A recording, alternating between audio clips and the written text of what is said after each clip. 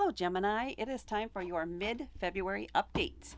Let's start off with an oracle card to see what your primary energy or theme is for the second half of this month. And you have, when I play, I access the spirit of abundance. I love that.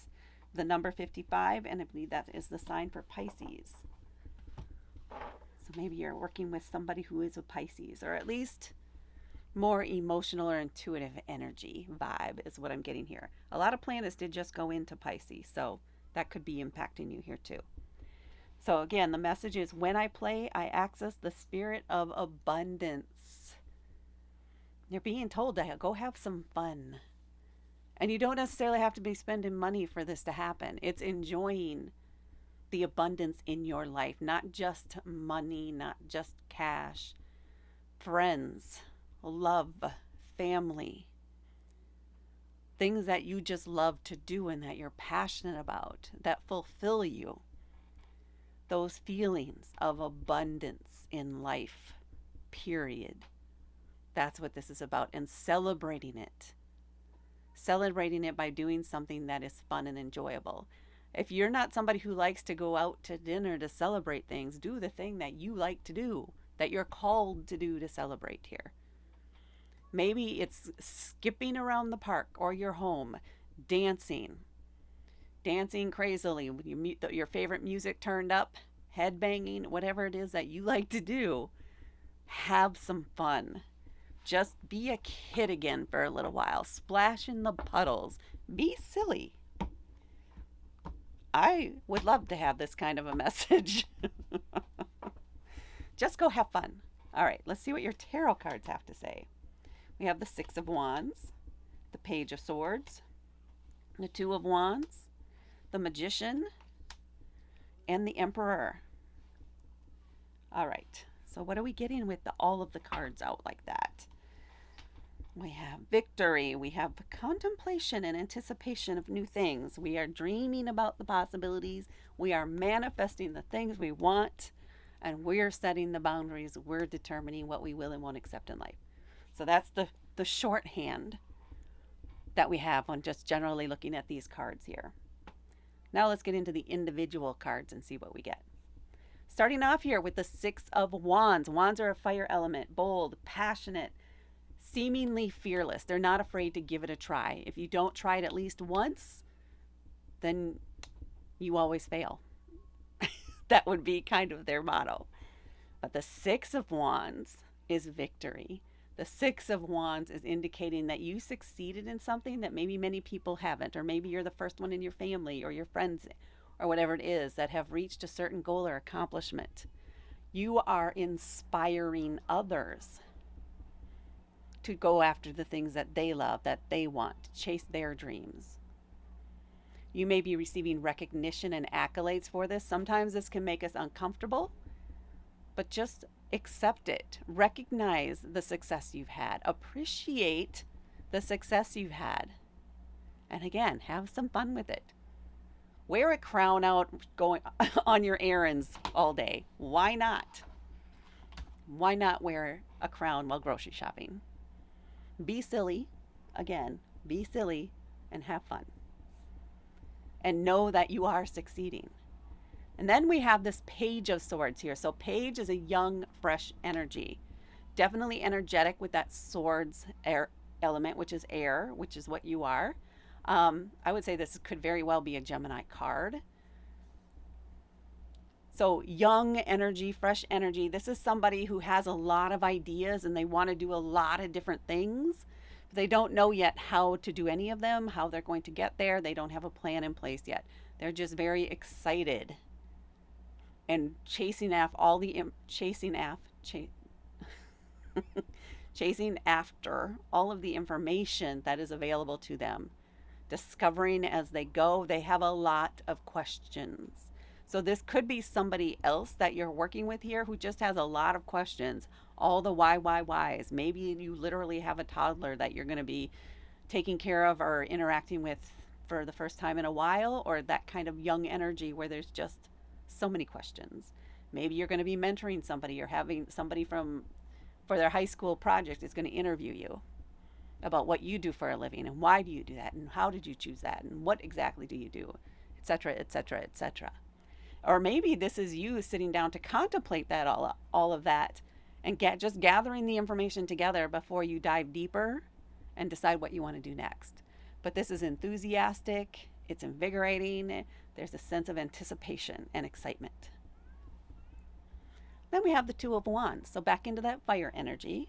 This time, though, we know what we want to do. And now we're coming up with a plan of how are we going to do it. So this could be a vacation planning. This could be your next big project that you want to work on. Maybe this is a new creative thing that you want to do. But this is coming up, kind of the big picture of what you want to do. This isn't necessarily getting into the detailed plans, but you are definitely coming up with where do we want to go? What company, what job, what type of career do we want to try and go down? What's our next step here? And then how do I want to get there? So if I want to do this job, now which companies do I want to do? And narrowing it down to maybe a few that you want to apply to that seem to have the vibe you want. And then deciding how you're going to apply, what you want to put into your resume, maybe specific to each job, to highlight the things that suit each of them individually. Just getting ready. And again, there's still that vibe of anticipation and excitement and play. There's joyfulness to it all. So, because you don't need to necessarily do these things, you're doing them because you want to, because you enjoy them, because this is something that feels so right to you. You just gotta go for it. And that brings us to the Magician. The Magician has the connections, the information, the tools, everything that they need to make their dreams come true, to manifest the life that they want. So the universe wants you to know that at this time, things are lining up for you. And now is the time to go for it, to try it, to take the actions you need to take to start the ball rolling. Because that law of attraction is really working for you right now as long as you're ready to leverage it. Which I think is why this kind of planning here is necessary. So you can get your ducks in a row and you're ready to strike, to prepare it, say, oh, well, here, you have an opening for that? Well, here's my resume. I just happen to be interested in that type of opportunity. So you may just encounter somebody. Maybe you're going to some sort of, it's not concert, convention. There we go. I got there. Convention or something like that. And just be open to the potential possibilities that may come up while you're there. Have a couple copies of your resume on hand, maybe 2 different types, depending on which ones you want to go for, and consider that when you're handing them over. Have them available electronically too, but be pretty ready to strike while the iron's hot, while the opportunity is in front of you. The Magician says that it should work out in your favor. And then we have the Emperor. There's also an aspect here of knowing what your terms will be or should be and adhering to them, advocating for them. This is your life that you're setting up, right? Your future. You're getting ready to step into kind of a new era for you. So if this is something you really want, you want to make sure that it's not something that's going to be draining on you, or that they're not going to have you do things that might compromise your values in some way. So make sure you have a very clear understanding of what you will and won't accept when it comes to negotiating terms. These are boundaries you need to set for yourself. As long as they are reasonable, and reasonable can vary by person, but things like I will only be working between these hours and these hours. I can only offer 40 hours, or I'm willing to offer up to 50. I can be flexible up to 50 as long as it's not every week. I always need this time off every year. And I would say if you're going for a salary job, ask for at least 10% more than what you think you should get. And you just may get it. You'd be surprised. Know your worth. Know you're good at what you do, and you have a lot to bring to the table. This is a negotiation and a partnership, not indentured servitude. So keep that in mind as you're thinking about what it is you want to do next, what you're willing to do maybe within that industry. There are some norms that you have to adhere to, but then there should be some balance for you there too. So if you're able to negotiate it all, do it. Ask for what you need. All right. That is what I have for you, Gemini, for your second half of February. This could also have to do, by the way, with relationships and negotiating your needs and wants within a relationship, because that's another form of abundance too. So keep that in mind. They really wanted me to push that out here at the end.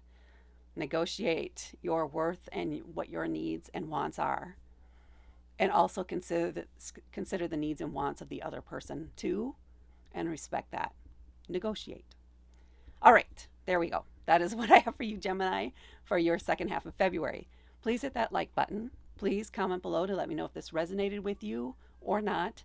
And because the YouTube algorithm likes that, please hit that like button and please subscribe to help me grow my channel. Thank you so much for watching, and I will talk to you later.